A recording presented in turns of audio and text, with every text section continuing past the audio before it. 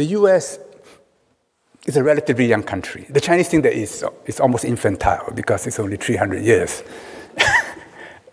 It's about the length of one dynasty.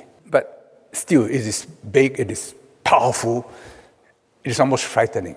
The Chinese are giving hope to others. They too can stand firm and be independent, even though they are weaker. And this will help crystallize a multipolar world. But this is not a process which the Americans can take lightly, and not even a process which the entire West will take lightly. So we are in the period of a great transition. 喺睇片之前，大家記得分享、讚好同訂閱灼見名家，最緊要撳埋呢個鐘仔，咁你就唔會錯過我哋嘅最新影片。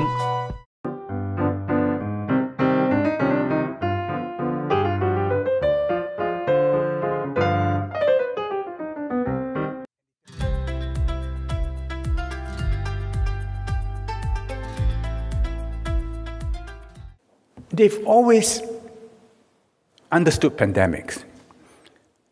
In their recorded history, there were over 350 pandemics going back to the period of the Warring States.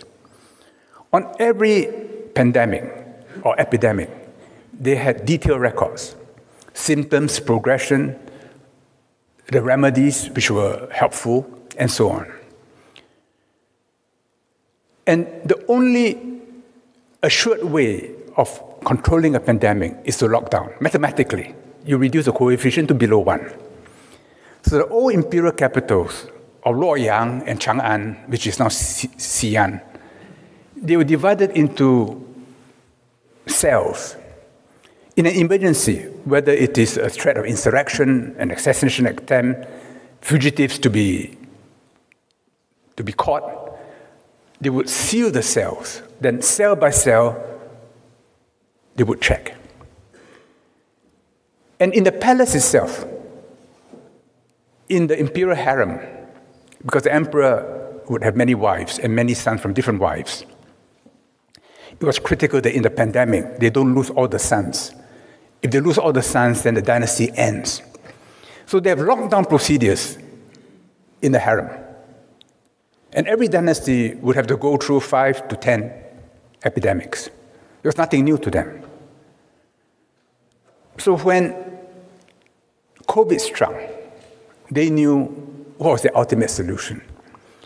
Now for Chinese people, they may complain, they may cry blue murder like the Shanghainese did, but in the end they comply. Because it's socialized into the political culture, into the social instinct.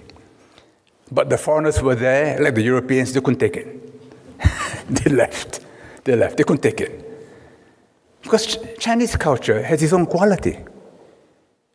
And it goes back a long time, without a break. When Europe was united under Rome, Republican, then Imperial Rome, China was unified. But Chinese unification was based upon a historical, cultural, and philosophical inheritance which went back 2,000 years before that. Whereas when Rome was established, there was no such common philosophical basis in Europe. So you had Roman law. The first dynasty in China ruled by law. They were the legalists. It was so tough, the Chinese people couldn't take it. So after the first emperor established it by will, by force, his son could not carry on. And the next dynasty, the Han dynasty, decided you cannot use legalism to unify such a big country. You needed a moral code of conduct, which the Chinese called Li. And that while I remember reading Joseph Needham, while in China's history there was a bigger corpus of legislation than in European history, in the Chinese tradition, at the top, it is not law. It is not la legge e vigale per tutti. It is at the top. If the law results in an absurd outcome, then propriety takes over. This is Chinese thinking. Yes, never change. And even in Singapore, which is three-quarters Chinese, and we've inherited institutions from the British, people always feel that if you want to help, you can help.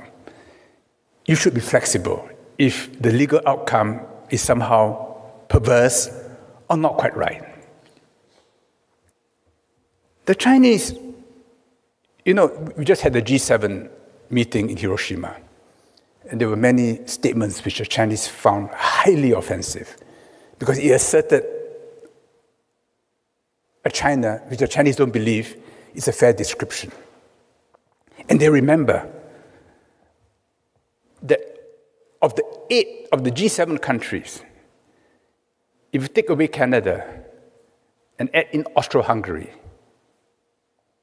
and Russia, these 8 countries were the ones who ravaged China in the infamous 8-country alliance in 1898.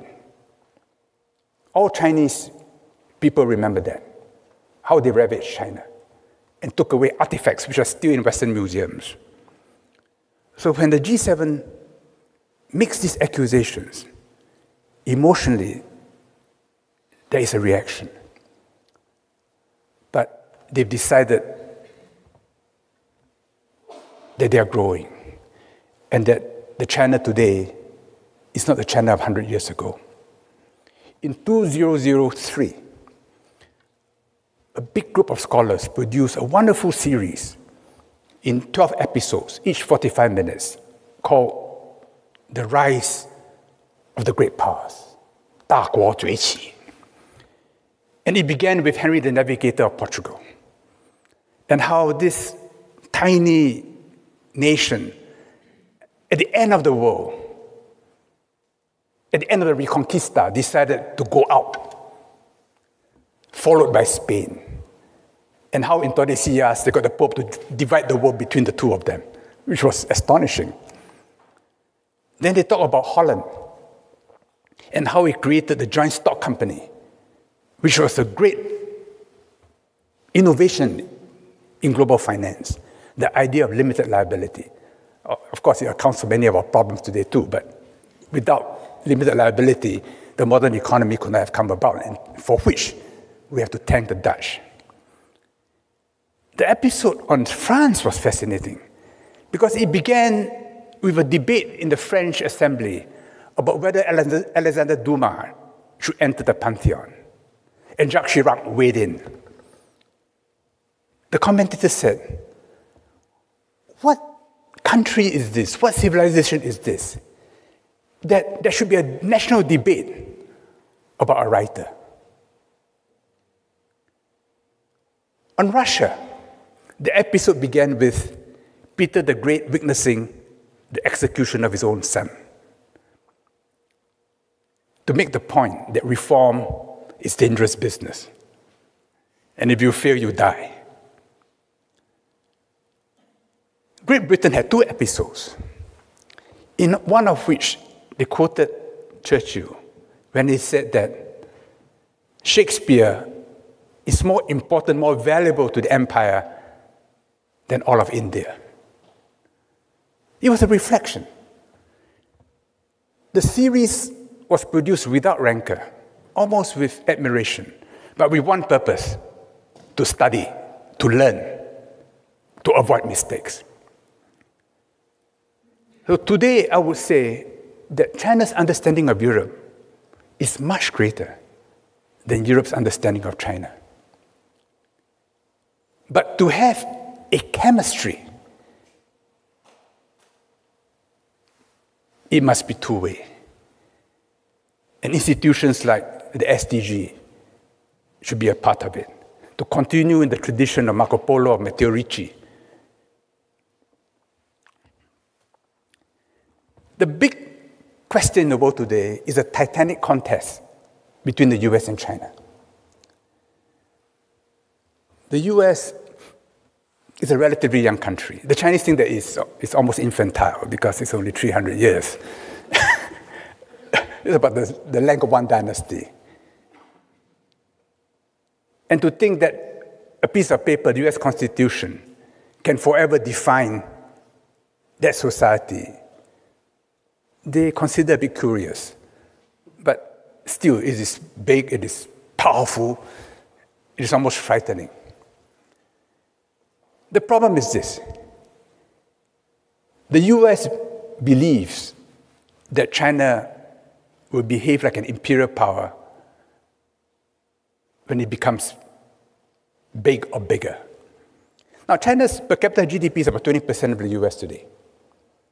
Now, it's not inconceivable that the per capita income in China reaches half that of the US, because the Chinese are hardworking people, strong families, high savers, passionate about education. If China achieves half the per capita of the US, China's GDP will be that of the US and the EU combined. Now, if you're in business, we say, oh, yeah, this is very important information, because it means that wherever you are, your biggest market, your biggest threat, your biggest opportunity will be China. And if that's the case, you better make sure that all your key people understand China. If not for offensive purposes, at least for defensive purposes. And it is on the cards. We may be, let's say, by 2050, 2060, 2070, we can be out by 10, 20 years. But without nuclear war, it's unstoppable. So this is the future we're talking about. And by 2050, given demographic trends,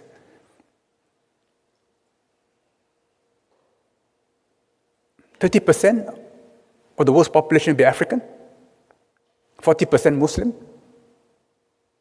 and by 2050, maybe 1 in 2 babies will be Muslim. So it is into that world that we've got to see the future and the relations among the great powers. China does not want to take on the US as global hegemon, not because they can't, but they think it is foolish. They think that to attempt to do it will lead to your own self-destruction. And they have ample examples in their own history that when they started interfering in the affairs of others, it will in the end boomerang back on them. In 2019, the European Union characterized China as competitor, rival, and also partner. And since then until now, different European officials just describe China as an assertive power, or sometimes describe it as a country tries to rewrite the international order. But 2 weeks ago, again, Mr. Borrell submitted a paper at Gimnich meeting stating China as partner, rival, and competitor. So there is no change in characterization of China. So my question is that how accurate that characterization and that vision? And if you think that it is not really accurate, what would be your prescription in order just to characterize China for Europe? Thank you. For a number of centuries, the West has been used to being dominant in the world. I talk about Jesus Christ from being Chinese to being European. An equivalent process must now take place to bring us to a better balance point. It will take time. That the Americans, from helping China rise again, now fear China's rise, is to be expected. That there should be a Western response should also be expected. China will not escalate because it knows it's getting stronger, and philosophically has a deep sense of itself. But at the same time, they cannot afford to show weakness. And just by being firm and being independent, the Chinese are giving hope to others. They too can stand firm and be independent, even though they are weaker. And this will help crystallize a multipolar world.